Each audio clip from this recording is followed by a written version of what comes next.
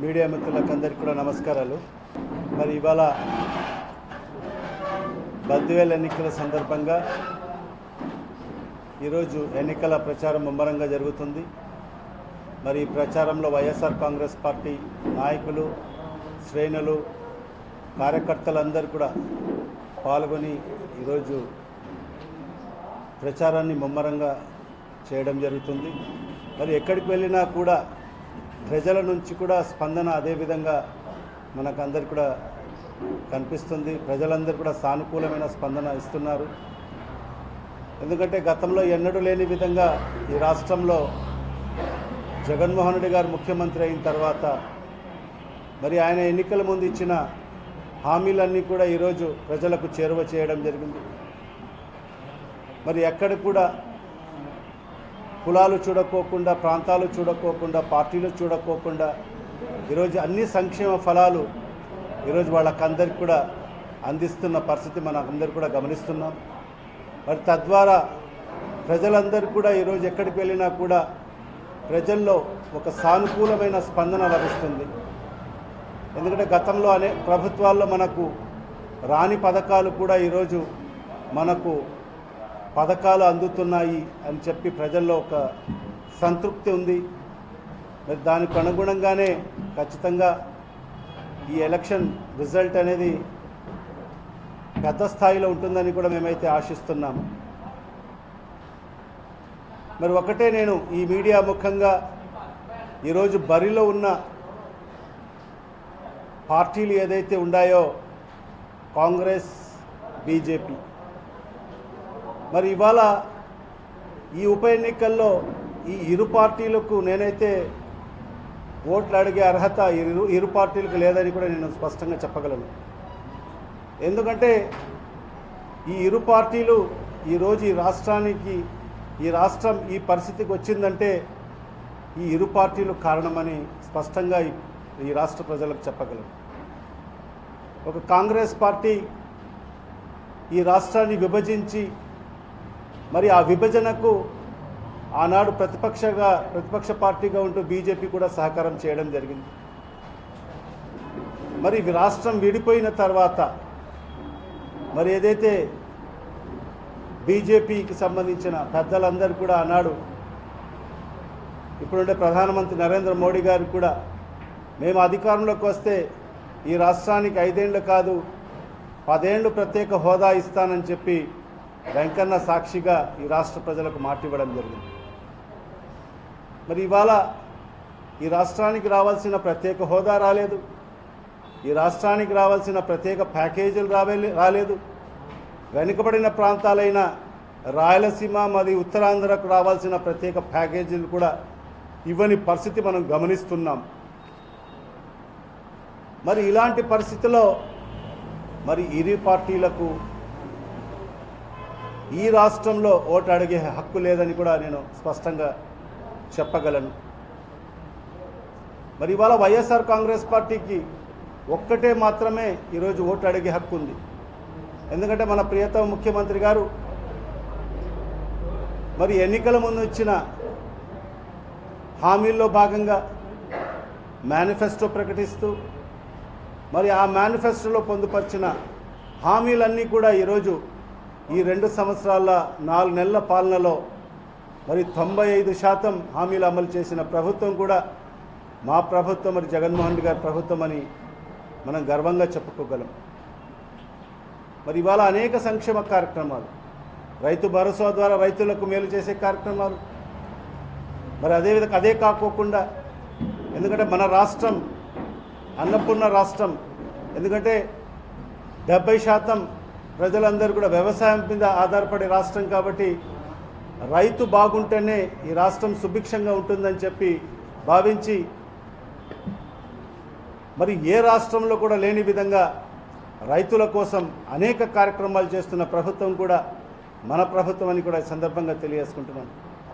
మరి రైతు భరోసా కేంద్రాల ద్వారా మరి వాళ్ళకందరికీ కూడా నాణ్యమైన విత్తనాలు అందిస్తూ, మరి నాణ్యమైన ఎరువులు అందిస్తూ, మరి అదే కాకోకుండా అనేక కార్యక్రమాలు మరి పేద బడుగు బలహీన వర్గాలకు, ఎస్సీలు, ఎస్టీలు, మైనార్టీలకు అందరికీ కూడా ఈరోజు అనేక సంక్షేమ కార్యక్రమాలు ఈరోజు సచివాలయ వ్యవస్థను ఏర్పాటు చేసి వాలంటీర్ వ్యవస్థను ఏర్పాటు చేసి మరి అన్ని సంక్షేమ ఫలాలన్నీ కూడా ఈరోజు వాళ్ళ ముంగిటికి చేర్పిస్తున్న ప్రభుత్వం కూడా ఈరోజు మా ప్రభుత్వం.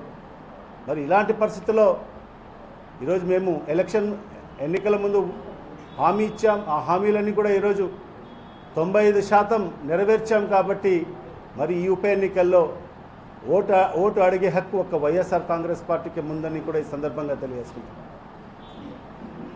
మరి ఇవాళ చూస్తే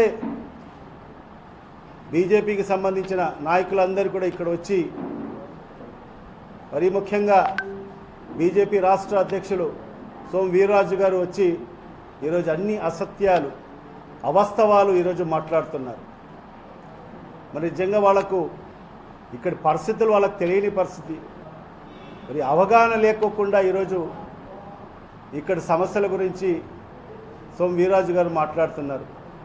మరి జగన్మోహన్ రెడ్డి గారి ప్రభుత్వానికి చిత్తశుద్ధి లేదు, ఈ ప్రాంతాన్ని అభివృద్ధి చేసే ఆలోచన లేదని చెప్పి ఈరోజు ప్రభుత్వం మీద నింద వేసే కార్యక్రమాన్ని శ్రీకారం చుట్టడం జరిగింది.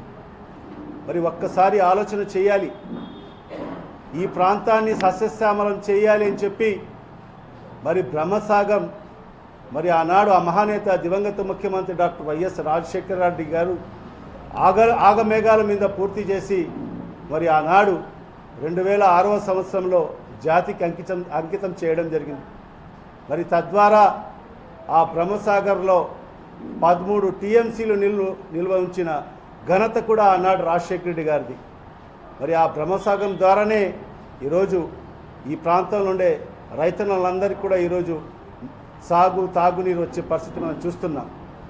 మరి అదే కాకోకుండా ఈరోజు మనం చూస్తున్నాం, మా ప్రభుత్వం అధికారంలోకి వచ్చిన తర్వాత అదే బ్రహ్మసాగర్లో ఈరోజు 14.88 టీఎంసీలు నీళ్లు నిలిపిన ఘనత ఈరోజు జగన్మోహన్ రెడ్డి గారి ప్రభుత్వాన్ని కూడా ఈ సందర్భంగా తెలియజేసుకుంటున్నారు. ఆనాడు రాజశేఖర రెడ్డి గారి 13 టీఎంసీలు నిల్వ ఉంచితే తర్వాత వచ్చిన ప్రభుత్వాలు 2-3 టీఎంసీల కన్నా ఎక్కువ నీళ్లు నిల్వ ఉంచని పరిస్థితి మనమందరం కూడా చూశాం. మరి అదే కాకోకుండా ఈ బద్వేలుకు తాగునీరు కోసం మరి రాజశేఖర రెడ్డి గారు 110 కోట్ల రూపాయలతో పైప్లైన్ ద్వారా ఈ ప్రాంతానికి నీళ్లు ఇవ్వాలని చెప్పి మరి ఇవాళ బద్వేల్ పట్టణంలో ఈరోజు నీళ్ళు వస్తున్నాయంటే అది ఆనాడు రాజశేఖర రెడ్డి గారు మరి ఆయన వల్లనే సాధ్యమైందని కూడా ఈ సందర్భంగా తెలియజేసుకుంటున్నాను. మరి అదే కాకోకుండా ఈరోజు మా ప్రభుత్వం అధికారంలోకి వచ్చిన తర్వాత ఈరోజు బ్రహ్మసాగర్కి, ఎందుకంటే ఈరోజు మనకు వెలుగోడు నుంచి మనకు ఇక్కడికి నీళ్లు రావాలన్నా కూడా మరి ఆ ప్రాంత అవన్నీ అవసరాలన్నీ కూడా అయిపోయిన తర్వాతనే ఈ ప్రాంతానికి నీళ్ళు వచ్చే పరిస్థితి ఉంది. మరి ఈ బ్రహ్మసాగర్ మనం ప్రతి సంవత్సరం మనం నింపుకోవాలంటే ఖచ్చితంగా ఏదైతే కుందు నది ఉందో ఆ కుందు నది నుంచి వర్షపు నీరు మరి వృధాగా ఈరోజు సముద్రంలో కలుస్తుందని చెప్పి ఆలోచన చేసి మరి ఒక లిఫ్ట్ ఇరిగేషన్ ఎత్తిపోతల పథకం ద్వారా ఖచ్చితంగా కుందు నుంచి మరి బ్రహ్మసాగర్కు ఆ బ్రహ్మసాగర్ నిలిపే కార్యక్రమాన్ని కూడా ఈరోజు మన ముఖ్యమంత్రి గారు సుమారుగా 490 కోట్ల రూపాయలతో ఇప్పటికే గౌరవ ముఖ్యమంత్రి గారు దానికి శంకుస్థాపన కూడా చేయడం జరిగింది. టెండర్లు కూడా పూర్తి చేసుకోవడం జరిగింది. త్వరలోనే ఆ పనులు కూడా ప్రారంభం అవుతాయని కూడా ఈ సందర్భంగా తెలియజేసుకుంటున్నాను. మరి అదే కాకోకుండా ఈరోజు బద్వేల్ నియోజకవర్గంలో ఉండే 173 చెరువులు ఈరోజు నింపిన ఘనత కూడా ఈరోజు మా ప్రభుత్వాన్ని కూడా ఈ సందర్భంగా తెలియజేసుకుంటున్నాను. మరి అదే కాకుండా ఈరోజు సోము వీర్రాజు గారు చెప్తున్నారు మేమిస్తున్న నిధులు ఈరోజు అని చెప్పి. నేను ఒకటే ఈ మీడియా ముఖంగా మరి సోము వీర్రాజు గారికి నేను అడుగుతున్నాను, ఈరోజు పోలవరం ప్రాజెక్ట్ అనేది జాతీయ ప్రాజెక్ట్, అది పూర్తి చేయాల్సిన బాధ్యత కూడా కేంద్ర ప్రభుత్వానికి. మరి ఇవాళ మా ప్రభుత్వం అధికారంలోకి వచ్చిన తర్వాత జగన్మోహన్ రెడ్డి గారు ఇది ఆంధ్ర ప్రజల జీవనాడి పోలవరం ప్రాజెక్ట్, ఇది మనం పూర్తి చేయాలి అని చెప్పి మరి ఇవాళ రాష్ట్ర ప్రభుత్వం నుంచి కూడా ఖర్చు పెట్టడం జరిగింది. మరి ఇవాళ మేము ఖర్చు పెట్టిన, రాష్ట్ర ప్రభుత్వం ఖర్చు పెట్టిన ఈరోజు సుమారుగా 2,500 కోట్ల రూపాయలు బకాయిలు ఈరోజు కేంద్ర ప్రభుత్వం చెల్లించని పరిస్థితి కూడా మనం గమనించాలి. మరి ఇవన్నీ కూడా వాస్తవాలు మాట్లాడుకోకుండా ఈరోజు కేవలం అవాస్తవాలు మాట్లాడేసి ఈరోజు ప్రజలు నమ్మబలికే ప్రయత్నం ఈరోజు బీజేపీ నాయకులు చేయడం జరుగుతుంది. మరి ఇవాళ ఇక్కడ ఈ జిల్లా ప్రజలకు, ఈ బద్వేల్ నియోజకవర్గ ప్రజలకు అందరికీ కూడా వాస్తవాలు అందరికీ కూడా బాగా తెలుసు. రాజశేఖర రెడ్డి గారి కుటుంబం, మరి ఇవాళ వైఎస్ కుటుంబం అంటే గతంలో రాజశేఖర రెడ్డి గారు మరి ఈ ప్రాంతానికి చేసిన మేలు, మరి ఇవాళ మన ముఖ్యమంత్రి గారు ఈరోజు చేస్తున్న ఏదైతే బద్వేల్ నియోజకవర్గ అభివృద్ధి కోసం ఏదైతే మరి అనేక కార్యక్రమాలు, బద్వేల్ మున్సిపాలిటీ కోసం ఈరోజు 130 కోట్ల రూపాయలు గౌరవ ముఖ్యమంత్రి గారు శాంక్షన్ కూడా చేయడం జరిగింది. ఆ టెండర్స్ కూడా ప్రక్రియ పూర్తి చేసుకోవడం జరిగింది. ఈ ఎలక్షన్ కోడ్ రావడం వల్ల ఆ పనులన్నీ కూడా ఆగిపోవడం జరిగింది. ఎలక్షన్ అయిపోయిన తరుణంలోనే మరి ఖచ్చితంగా ఈ నగరాన్ని అన్ని విధాలుగా అభివృద్ధి చేసేదాని కోసం ఆ నిధులన్నీ కూడా వెచ్చిస్తామని కూడా ఈ సందర్భంగా తెలియజేసుకుంటున్నాం. మరి ఇవాళ మా నిధులు ఖర్చు పెడుతున్నారని చెప్పి వాళ్ళు చెప్తున్నారు. ఖచ్చితంగా ఇవాళ ఒకటే మేము చెప్పగలను, ఎందుకంటే ఇవాళ మా ప్రభుత్వం ఒక బాధ్యతాయుత ప్రభుత్వం, మన ముఖ్యమంత్రి గారు కూడా. ఎందుకంటే గతంలో ఇదే చంద్రబాబు నాయుడు తెలుగుదేశం ప్రభుత్వంలో ఆనాటి మీరందరూ బీజేపీ తెలుగుదేశం ప్రభుత్వం ఇరు పార్టీలు అలయన్స్తో ఏర్పాటైన ప్రభుత్వం గత ప్రభుత్వం. మరి ఆనాడు ఏదైతే అన్ని నిధులు దుర్వినియోగమైన పరిస్థితి మనం గమనించాం. ఎక్కడ కూడా లెక్కచారాలు కూడా అడగని పరిస్థితి కేంద్ర ప్రభుత్వం ఆనాటు. మరి ఇవాళ మేము ప్రతి నయా పైసాకు మనం ఇవాళ లెక్క చెప్పే పరిస్థితిలో ఈరోజు మా ప్రభుత్వం ఉంది. ఎందుకంటే ఇవాళ మేము అనేక సంక్షేమ పథకాలు ఈరోజు ట్రాన్స్పరెంట్గా ఈరోజు డైరెక్ట్ డీబీటీ ద్వారా, ఈరోజు డైరెక్ట్ బెనిఫిషరీ ట్రాన్స్ఫర్ ద్వారా మధ్యవర్తులు లేకోకుండా, దళారులు లేకోకుండా ఈరోజు ప్రతి సంక్షేమ పథకం ఈరోజు ప్రజలకు అందించడం జరుగుతుంది. అంటే సోమవీర్రాజు గారు మీరు ఒకటే, ఈరోజు మా ప్రభుత్వం ఒక బాధ్యతాయుతంగా పనిచేయడం జరుగుతుంది. ఈరోజు మేము ప్రతి నయా పైసాకు మా కాడ లెక్కచారాలు ఉన్నాయి. ఖచ్చితంగా మేము లెక్కచారాలు చెప్పగలము. మరి ప్రతి నయా పైసా ఏ విధంగా ఖర్చు పెడుతున్నామో మేము చెప్పగలం. మరి అదేవిధంగా మీరు తెలుగుదేశం పార్టీ అధికారంలో ఉండి ఇరు పార్టీల అధికారం ఉన్నప్పుడు మీరు ఈ రాష్ట్ర ప్రజలకు మీరు ఖర్చు పెట్టిన మీరు ఏదైతే డబ్బులున్నాయో అది ప్రజలకు సమాధానం చెప్పగలరా? చెప్పలేరు. వేల కోట్ల రూపాయల అవినీతి గురి కావడం జరిగింది. మరి అలాంటి పరిస్థితికి భిన్నంగా ఈరోజు మా ప్రభుత్వంలో ఈరోజు అన్ని సంక్షేమ పథకాలు కూడా ఈరోజు డైరెక్ట్ బెనిఫిషరీ ట్రాన్స్ఫర్ ద్వారా మన ముఖ్యమంత్రి గారు డైరెక్ట్ బెనిఫిషరీకే ఆ డబ్బులు చెందే విధంగా వాళ్ళ అకౌంట్కే ట్రాన్స్ఫర్ చేసిన పరిస్థితి కూడా ఈరోజు మన రాష్ట్రంలోనే జరుగుతుందని కూడా ఈ సందర్భంగా తెలియజేసుకుంటున్నాను. మరి ఇన్ని మంచి కార్యక్రమాలు, మరి అభివృద్ధి కార్యక్రమాలు అయితేమి, ఈరోజు సంక్షేమ కార్యక్రమాలు అయితేమి, ఇవన్నీ కూడా మన ముఖ్యమంత్రి గారు రెండు కళ్ళులాగా భావించి ఈరోజు ఒక కళ్ళు సంక్షేమం అయితే ఇంకొక కళ్ళు అభివృద్ధి అని భావించి ఈరోజు మన ముఖ్యమంత్రి గారు ముందుకు వెళ్ళే పరిస్థితి ఉంది. మరి ఇలాంటి పరిస్థితిలో మరి ఇవాళ మేము ప్రజల ముందుకు ధైర్యంగా వెళ్ళగలం. ఈరోజు ప్రజలను ఓటు అడిగే హక్కు కూడా మనకే ఉందని కూడా ఈ సందర్భంగా తెలియజేసుకుంటున్నాను. ఎందుకంటే ఈరోజు మేము సంక్షేమ కార్యక్రమాలు ప్రజలకు అందించాం. మరి ఈ రాష్ట్రాన్ని కూడా అభివృద్ధి పదంలోకి ముందుకు తీసుకెళ్తున్నాం. ఈ ప్రాంతం కూడా అభివృద్ధి పదంలో ముందుకు తీసుకెళ్తున్నాం. మరి ఇలాంటి పరిస్థితుల్లో మేము ప్రజలను ఓటు అడిగేదానికి మాకు ఎలాంటి సంకోచం లేదు. ఖచ్చితంగా మేము ధైర్యంగా ఈరోజు ప్రజల ముందుకు వెళ్తున్నాం. ప్రజలు కూడా అదేవిధంగా మమ్మల్ని ఆహ్వానిస్తున్నారు. మరి వాళ్ళందరూ కూడా మనం ఆప్యాయతగా ప్రజలందరూ కూడా స్వాగతిస్తున్నారు మనకు. ఖచ్చితంగా ఈ బై ఎలక్షన్స్లో ఈరోజు మీరు ఎన్ని అవాస్తవాలు, ఎన్ని కుట్రలు పనినా కూడా ఈరోజు బద్వేల్ ఉప ఎన్నిక ఏదైతే రిజల్ట్ ఉంటుందో ఖచ్చితంగా రేపు గతంలో ఏదైతే మన ముఖ్యమంత్రి గారు ఆ రోజు ఎంపీగా పోటీ చేసి ఏ విధంగా అత్యధిక మెజార్టీతో ఏ విధంగా విజయం సాధించారో అదే తీర్పు మరి బద్వేల్ ప్రజలు కూడా ఇవ్వబోతారని కూడా ఈ సందర్భంగా తెలియజేసుకుంటున్నాను. 2009 లోపల జరిగిన అభివృద్ధిని ఇప్పటికీ వైసీపీ వాళ్ళు చెప్పుకుంటున్నారు. ఈ 2.5 ఏళ్లలో ఒక్క డెవలప్మెంట్ యాక్టివిటీ కూడా జరగలేదు. జరిగినవి కూడా అన్ని కేంద్ర ప్రభుత్వ ఫండ్స్ అని వాళ్ళు అంటారు ప్రతిపక్షాలు. ఒకటండి, కేంద్ర ప్రభుత్వం ఫండ్స్ అని వాళ్ళు చెప్తున్నారు. ఈరోజు జిఎస్టీ ద్వారా జిఎస్టీ ద్వారా మన రాష్ట్రం నుంచి ఈరోజు వేల కోట్ల రూపాయలు మనం ఇస్తున్న మా నిధులు, మా డబ్బులు మరి వాళ్ళు అధికారంలో ఉండే రాష్ట్రాల్లో ఎక్కువ శాతం వెచ్చించడం జరుగుతుంది. మా నిధులు కూడా మాకు ఇవ్వని పరిస్థితి ఉంది. ఈరోజు వాస్తవాలు మాట్లాడుకోవాలంటే మనకు రావాల్సిన మన నిధులు కూడా మనకు ఇవ్వని పరిస్థితి. మరి మనము వేల కోట్ల రూపాయలు ఈరోజు జిఎస్టీ రూపంలో మేము కేంద్రానికి చెల్లిస్తున్నాం. మన రాష్ట్రానికి రావాల్సిన వాటా కూడా సరైన సందర్భంలో ఇవ్వకోకుండా ఈరోజు వాళ్ళు పాలిస్తున్న రాష్ట్రాల్లో మన నిధులను కూడా వెచ్చించే పరిస్థితి ఈరోజు దేశవ్యాప్తంగా అందరికీ కూడా తెలిసిన విషయమే. మరి ఇవాళ మన ముఖ్యమంత్రి గారు చిత్తశుద్ధితో ఉన్నారు. ఈరోజు ఏదైతే కుందు నుంచి లిఫ్ట్ ఇరిగేషన్ ఇదేది కేంద్ర ప్రభుత్వం డబ్బులా ఇవన్నీ కూడా ఈ ప్రాంత ప్రజలను దృష్టిలో పెట్టుకొని, ఈ ప్రాంతంలో ఉండే రైతు సోదరులను దృష్టిలో పెట్టుకొని మరి ఈ ప్రాంతంలో ఉండే వాళ్ళకందరికీ కూడా ప్రతి ఎకరాకు నీళ్ళు అందించాలి, త్రాగునీరు ఇవ్వాలని చెప్పి మరి ఇవాళ బ్రహ్మంసాగర్ గతంలో ఎన్నడూ మనం 3 నుంచి 4 టీఎంసీలు పెట్టని పరిస్థితి. మరి అదే పరిస్థితి కొనసాగుతుందని చెప్పి ఈ ఎత్తిపోతల పథకాన్ని మనం తీసుకురాగలిగితే ప్రతి సంవత్సరం కూడా మనం బ్రహ్మసాగర్ని నింపుకునే అవకాశాలు ఉంటాయని చెప్పి గౌరవ ముఖ్యమంత్రి భావించి ఈరోజు 490 కోట్ల రూపాయలు దాని మీద ఇప్పుడు టెండర్ల ప్రక్రియ పూర్తి చేసుకొని అగ్రిమెంట్ స్టేట్లో ఉంది. అది ఖచ్చితంగా రాబో 1.5-2 సంవత్సరాల్లో అది పూర్తి చేస్తామని కూడా ఈ సందర్భంగా మీకు అందరికీ కూడా తెలియజేసుకుంటున్నాం. ఇవన్నీ కూడా ఒకటే చెప్తున్నాను కదా, వాళ్ళ నాయకులు అందరూ కూడా ఈరోజు వీర్రాజు గారికి ఇక్కడి పరిస్థితులు తెలియవు. ఎవరో ఒకరు స్క్రిప్ట్ రాసిస్తే అవి చదివే పరిస్థితి ఉంది కాబట్టి మరి వాళ్ళకు అవగాహన లేకోకుండా ఈరోజు మాట్లాడుతున్నారు. ఖచ్చితంగా ప్రజలందరూ కూడా అవన్నీ కూడా గమనిస్తున్నారు. మరి ఎవరు ఆ స్క్రిప్ట్ రాసిచ్చారో కూడా ఈ నియోజకవర్గ ప్రజలకందరికీ, జిల్లా ప్రజలకందరికీ కూడా తెలుసు.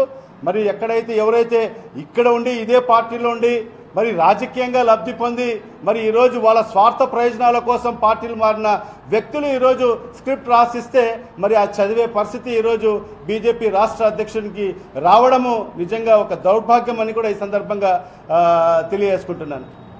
2004 నుంచి మొదలుకొని 20 ఏళ్ళుగా వైఎస్ఆర్ ఫ్యామిలీకి, వైసీపీకి ఈ ప్రజలు ఓటేస్తున్నారు. కనీసం ఒక డిగ్రీ కాలేజీ కూడా ఇక్కడ ఏర్పాటు చేయలేకపోయినారు నియోజకవర్గంలో అన్నది విద్యార్థుల నుంచి. అలాగే విద్యార్థుల ఉపాధి అవకాశాలకు సంబంధించి ఒక్క పరిశ్రమ కూడా నెలకొల్పలేకపోయారు. ఖచ్చితంగా ఇవాళ పరిశ్రమలకు సంబంధించి ఎందుకంటే అది కూడా మనం మాట్లాడాలి. ఈరోజు మన విభజన చట్టంలో పొందుపరిచిన ఉక్కు పరిశ్రమ, ఈరోజు ఆ ఉక్కు పరిశ్రమ ఈరోజు వచ్చింటే ఈరోజు ఈ జిల్లాలో ఉండే ఎంతోమంది వేలాది మంది నిరుద్యోగులకందరికీ కూడా ఉద్యోగ మరియు ఉపాధి అవకాశాలు వచ్చేది. మరి అది కూడా ఈరోజు కేంద్ర ప్రభుత్వం మొండి చేయి చూపించిన పరిస్థితి మనం గమనించాం. దాన్ని దృష్టిలో పెట్టుకుని ఏదైతే మేము ఎన్నికల ముందు ఏదైతే హామీ ఇచ్చామో కేంద్ర ప్రభుత్వం ఇచ్చినా ఇవ్వకపోయినా రాష్ట్ర ప్రభుత్వమే మేము నెలకొల్పుతామని చెప్పి మరి ముఖ్యమంత్రి గారు చెప్పిన మాట ప్రకారంగానే మరి మా ప్రభుత్వం అధికారంలోకి వచ్చిన 6 నెలల్లోనే మరి ఉక్కు పరిశ్రమకు శంకుస్థాపన చేయడం జరిగింది. మరి తద్వారా ఇప్పుడు అక్కడ ఉక్కు పరిశ్రమకు సంబంధించిన పనులన్నీ కూడా జరుగుతున్నాయి. రాబో రోజుల్లో అక్కడ ఉక్కు పరిశ్రమ వస్తే ఖచ్చితంగా ఈ ప్రాంతంలో ఉండే అనేక వేలాది మంది ఉద్యోగాల అన్ని కూడా వాళ్ళకందరికీ ఉద్యోగ మరియు ఉపాధి అవకాశాలు వచ్చే పరిస్థితి ఉంది. అదే కాకుండా మరియు ఇక్కడ మన సెంచురీ ప్లైకి సంబంధించిన ఒక పరిశ్రమ ఇక్కడ గోపవరంలో ఏర్పాటు చేయడం జరుగుతుంది. తద్వారా ఇక్కడ ఉండే నిరుద్యోగ యువకులకు అందరికీ కూడా అక్కడ ఉద్యోగ అవకాశాలు వచ్చే పరిస్థితి ఉంది. ఖచ్చితంగా అక్కడ కూడా ఒక ఏదైనా ఇండస్ట్రియల్ హబ్ ఏర్పాటు చేయాలని చెప్పి గౌరవ ముఖ్యమంత్రి గారు మరి అలాంటి ఆ దూరపు ఆలోచన చేస్తూ ఈరోజు ముందడుగు వేస్తున్నారు. ఖచ్చితంగా అవన్నీ కూడా రాబో రోజుల్లో జరగబోతాయి. ఖచ్చితంగా ఈ ప్రాంతంలో ఉండే ప్రతి నిరుద్యోగులకు అందరికీ కూడా ఉద్యోగ మరియు ఉపాధి అవకాశాలు ఖచ్చితంగా మా ప్రభుత్వం కల్పిస్తుందని కూడా ఈ సందర్భంగా అందరికీ కూడా తెలియజేసుకుంటున్నాను. ఎలక్షన్లో మెజారిటీ పట్ల ఎమ్మెల్యేలకు, మంత్రులకు జగన్ టార్గెట్స్ ఇచ్చారు. తిరుపతిలో ఏ ఫార్ములాని అయితే అప్లై చేశారో బయట వ్యక్తులు అయితే ఓట్లు వేస్తున్నారని, అలాంటి ఫార్ములానే బద్దెల్లో కూడా చేయబోతున్నారని అనుకున్నారు. అలాంటి దుస్థితి మనకు వైఎస్ఆర్ కాంగ్రెస్ పార్టీకి లేదు. మరి ఇవాళ మీరు ఆలోచన చేయాలి, ఆ పరిస్థితి వాళ్ళకు ఉందేమో. వాళ్ళకి ఇక్కడ క్యాడర్ లేదు, నాయకులు లేదు, కార్యకర్తలు లేరు. మాకు ఈరోజు వేల మంది, లక్షల మంది కార్యకర్తలు ఈరోజు నాయకులు ఉన్నారు. మరి మనకు ఆ పరిస్థితి లేదు. ఈరోజు వాళ్ళ ఇది మన మీద రుద్దే ప్రయత్నం ఏమైనా చేస్తున్నారు. వాళ్ళ ఆలోచన ఆ విధంగా ఉండొచ్చు, కానీ ఏదో కేంద్రంలో మేము అధికారంలో ఉండని చెప్పి ఈరోజు ఏదైనా ఆ రోజు సెంట్రల్ బలగాలను తెప్పించుకొని ఏదైనా వాళ్ళు ఏదైనా మాల్ ప్రాక్టీసెస్ చేయాలని ఆలోచనలు ఉండి మరి వాళ్ళ ఆలోచనను మన మీద రుద్దే ప్రయత్నం ఏమైనా చేస్తున్నారేమో, కానీ మనకు ఆ దుస్థితి అయితే లేదు. ఖచ్చితంగా ఈరోజు ప్రజలందరూ కూడా ఈరోజు మూకుమ్మడిగా ఈరోజు వైఎస్ఆర్ కాంగ్రెస్ పార్టీకి ఓటేసేదానికి సిద్ధంగా ఉన్నారు. ఖచ్చితంగా వైఎస్ఆర్ కాంగ్రెస్ పార్టీ రేపు మీరే చూస్తారు ఏ విధంగా ప్రజలు తీర్పు ఇవ్వబోతారనేది కూడా మీరే చూస్తారు. కాబట్టి అవన్నీ కూడా మనము దొంగ ఓట్లు వేయించుకోవాల్సిన ఆవశ్యకత మనకు లేదు. బూత్ క్యాప్చరింగ్ చేయాల్సిన ఆవశ్యకత వైఎస్ఆర్ కాంగ్రెస్ పార్టీకి లేదు. మరి బయట నుంచి వేరే వాళ్లకు ఓటర్లను తెప్పించి ఇక్కడ ఓట్లు వేయించుకోవాల్సిన గత్యంతరము వైఎస్ఆర్ కాంగ్రెస్ పార్టీకి లేదని కూడా ఈ సందర్భంగా తెలియజేస్తున్నాను. భారతీయ జనతా పార్టీ పదే పదే ప్రస్తావిస్తామని, అందులో వైఎస్ఆర్ కాంగ్రెస్ పార్టీ నాయకులు వస్తాము అవన్నీ ప్రభుత్వ అసైన్మెంట్ భూములు అయినా వెంచర్లు వేస్తున్నారు, అధికారంలో ఉన్నప్పుడు మరి వాటిపై ఎందుకు చర్యలు తీసుకోవడం లేదనేటువంటి ఖచ్చితంగా అలాంటిది ఏదైనా సమస్య ఉంటే ఇవన్నీ కూడా ఇక్కడ అన్నీ కూడా ఇప్పుడు రెగ్యులరైజేషన్ కోసం ఒక స్కీమ్ కూడా రాబో రోజుల్లో గౌరవ ముఖ్యమంత్రి గారు మరి తీసుకురావడం జరుగుతుంది. మరి ఎక్కడైనా అలాంటి సమస్య ఉంటే మన దృష్టికి తీసుకొస్తే దానికి ఖచ్చితంగా పరిష్కారం చేస్తాం. ఏదో కేవలం కొందరి మీద బురద జల్లే కార్యక్రమము కొందరు చేయడం జరుగుతుంది. ఎక్కడైనా వాస్తవాలు ఏదన్నా ఉంటే మా దృష్టికి తీసుకొస్తే ఖచ్చితంగా మా పార్టీ నాయకులు కానీ కార్యకర్తలు కానీ ఎవరున్నా వాళ్ళ ప్రమేయం ఉండి అలాంటి ఏదైనా ఉంటే ఖచ్చితంగా వాళ్ళ మీద మేము తప్పకుండా యాక్షన్ తీసుకుంటాం. మా దృష్టికి తీసుకురామని కూడా అందరికీ కూడా తెలియజేసుకుంటున్నాం. ఖచ్చితంగా 1,00,000 ఓట్ల పైచిలుకు మెజార్టీతో డాక్టర్ వెంకట సుబ్బయ్య గారికి, డాక్టర్ సుధమ్మ గారికి ఈ నియోజకవర్గ ప్రజలు ఖచ్చితంగా దానికన్నా ఎక్కువ స్థాయిలోనే మెజార్టీ వస్తుందని మేమైతే భావిస్తున్నాం.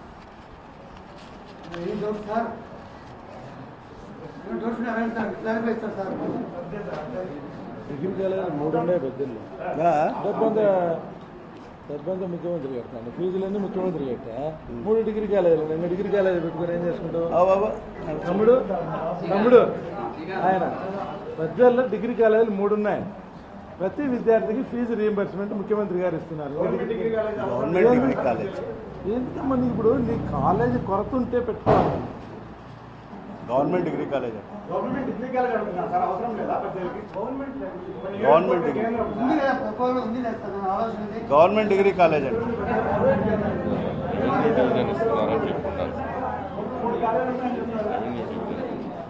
ఇంకోటి కూడా ఏంటి, ఇక్కడి ప్రజల చిరకాల వాంఛ ఒక రెవెన్యూ డివిజన్ కావాలని చెప్పి గోపవరం నుంచి మరి అదేవిధంగా కల్సపాడు మండలం నుంచి మరి రెవెన్యూ డివిజన్ ఆర్డీ ఆఫీస్ రాజంపేటకు వెళ్ళాలంటే 130 కిలోమీటర్లు ప్రయాణం చేసి ఆర్డీ ఆఫీస్కి వెళ్ళాలి.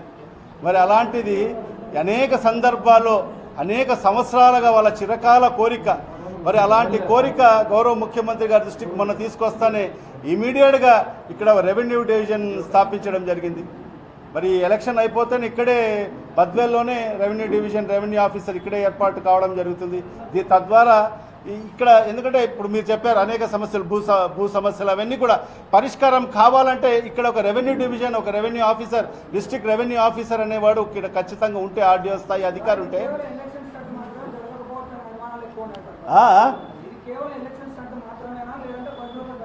మాకు ఎలక్షన్ స్టంట్లో ఇదేదో మేము ప్రభుత్వం అధికారంలోకి వచ్చే ఎలక్షన్ కాదు. ఇది జగన్మోహన్ రెడ్డి గారు ముఖ్యమంత్రి అయ్యే ఎలక్షన్ ఏం కాదు. స్టంట్లు ఇవ్వాల్సిన అవసరం లేదు. ఈరోజు మేము ఎన్నికల ముందు ఇచ్చిన హామీలు ఈరోజు 100కు 95% పూర్తి చేశాం. జగన్మోహన్ రెడ్డి గారు చెప్పేటప్పుడే ఆలోచన చేస్తాడు, కానీ చెప్పిన తర్వాత ఆలోచన వెనకడుగు వేసే పరిస్థితి ఉండదు. ఇప్పుడు మీరు అప్పటికే ప్రజలందరూ కూడా చూశారు జగన్మోహన్ రెడ్డి గారు ఏ విధంగా ఒక మాట చెప్పాడంటే ఖచ్చితంగా నెరవేరుస్తారనే ఒక నమ్మకం, విశ్వాసం ఈరోజు రాష్ట్ర ప్రజల్లో ఉంది. కాబట్టి అది ఎవరన్నా మీకు ఏదైనా అనుమానం ఉంది, కానీ ఇక్కడ ఈ నియోజకవర్గ ప్రజలకైతే ఎవరికి కూడా ఆ అనుమానం ఎవరికి లేదని కూడా స్పష్టంగా తెలియజేస్తుంది.